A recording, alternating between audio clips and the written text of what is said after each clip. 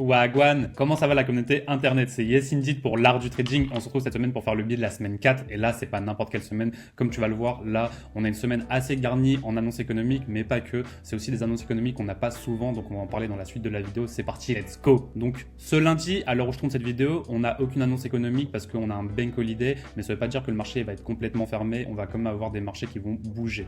Mardi, demain, du coup, on aura le deuxième jour du World Economic Forum. Donc ça, c'est important. C'est un forum qu'on a chaque année. C'est un forum annuel où on a pas mal de politiciens qui vont se rencontrer à Davos et ils vont parler de plein de choses majeures de la politique. Et forcément, ça va impacter les politiques monétaires et donc le price action. Mercredi, qu'est-ce qu'on a? On a la suite, le jour 3 du World Economic Forum.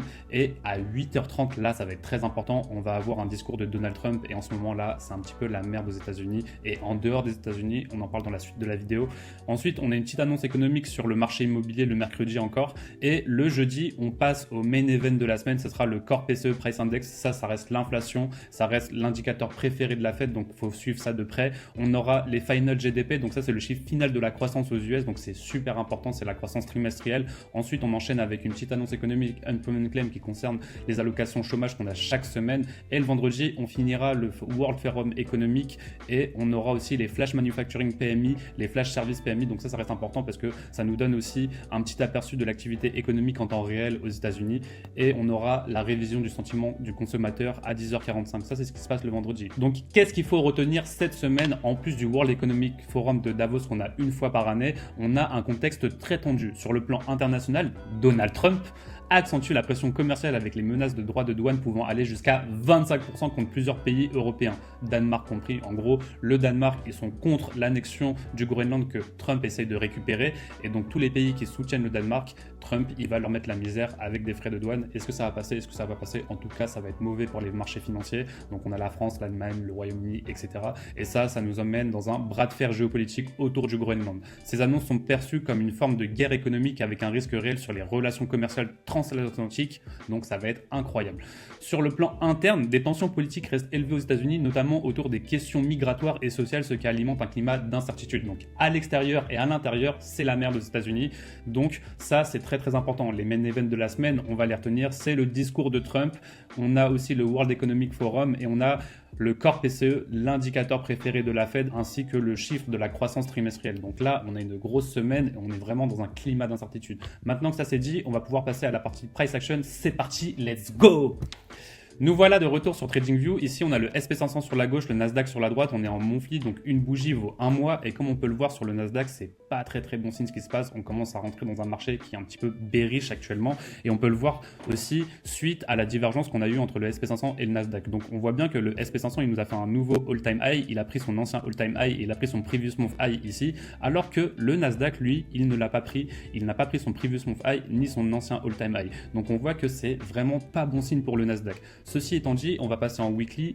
Weekly. Ici, on est sur un biais de semaine. Donc, nous, ce qui nous intéresse, c'est la bougie actuelle. C'est cette bougie ici qu'on est en train de voir. Et comme tu peux le voir, là, on a ouvert avec un méga gap.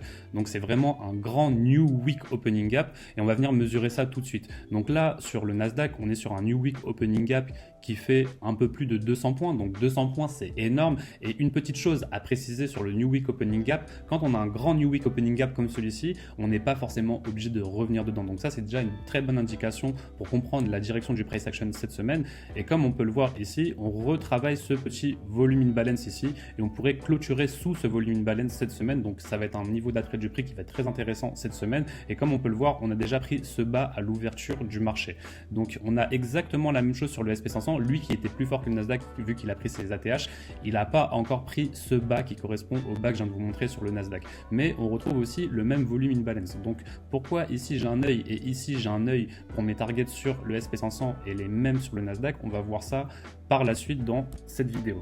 Donc ici on va faire un petit focus sur le Nasdaq et on pourrait bien distribuer à la baisse cette semaine, surtout si les chiffres de l'inflation ils sont mauvais, si le discours de Donald Trump il est mal reçu, etc.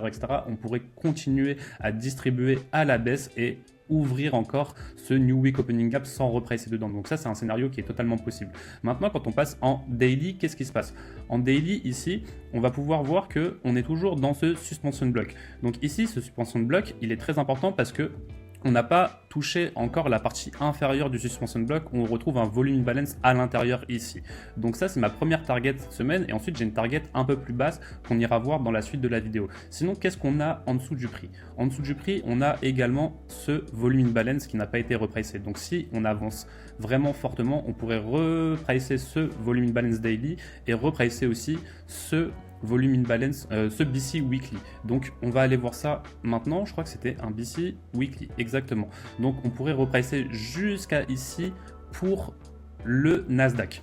Maintenant que ça c'est dit, ici on peut constater qu'on a un market structure shift. On a bien une liquidité qui a été prise dans ce volume imbalance où on s'est retourné. On a marqué le previous week high ici et on est tombé le reste de la semaine. Et là on a ouvert ce lundi avec un grand new week opening gap.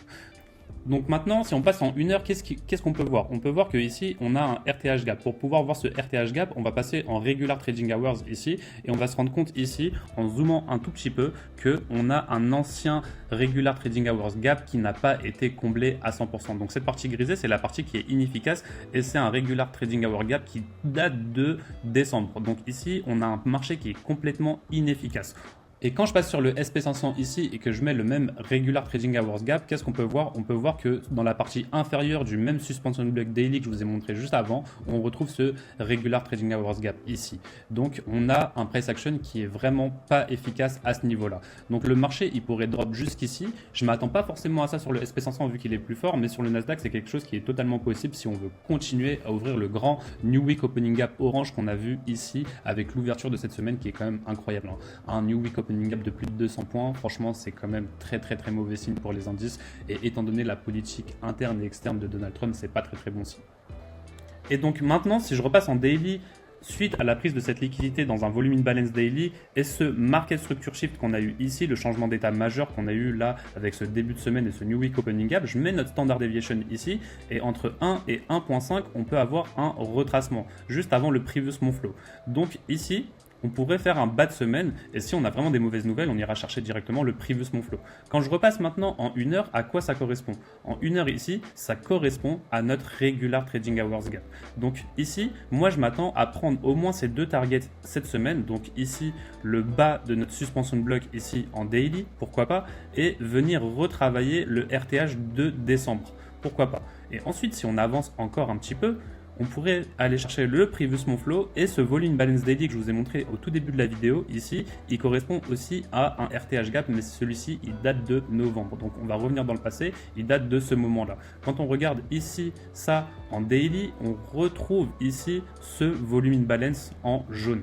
Donc ça, c'est des points d'attrait du prix qui sont très importants. Maintenant, la deuxième standard deviation, je ne m'attends pas à venir la chercher, mais si on a vraiment des mauvaises nouvelles cette semaine, on pourrait retravailler ça. En tout cas, on a aussi ce weekly volume imbalance qu'on devra clôturer au corps. Donc si on s'attend à avoir une clôture de corps en dessous de ce weekly volume imbalance, on pourrait s'attendre à chercher des prix qui sont bien baissiers. Donc ici, entre ce niveau-là qui correspond à 25 086 et le previous mont flow, 24 887, c'est les zones de prix que j'attends à venir retravailler cette semaine. Donc forcément ici, dans ce suspension block daily, on va pouvoir retrouver des setups qui vont nous permettre de se diriger à la baisse toute la semaine. Donc maintenant, petit récap, on a une narrative vraiment pas très joyeuse, donc ça c'est pas très bon pour le price action. Niveau price action, on a ouvert avec un new week opening gap de plus de 200 points, donc on n'est pas forcément obligé de le revisiter cette semaine et ça peut pousser le prix à la baisse. On a une standard deviation et une 1.5 sous le prix qui correspondent au previous mont flow. On a ce volume balance ici à venir combler au corps, donc du price action baissier. Dans la suite de la vidéo, je te mettrai les screenshots des annotations pour que tu puisses les reproduire chez toi si tu en as envie. Ici, on vient de faire le biais de la semaine 4. On se retrouve pour faire le biais de la semaine 5. C'était Yes Indeed pour l'art du trading. Je te souhaite une très bonne semaine de trading. Sois prudent. Allez, ciao.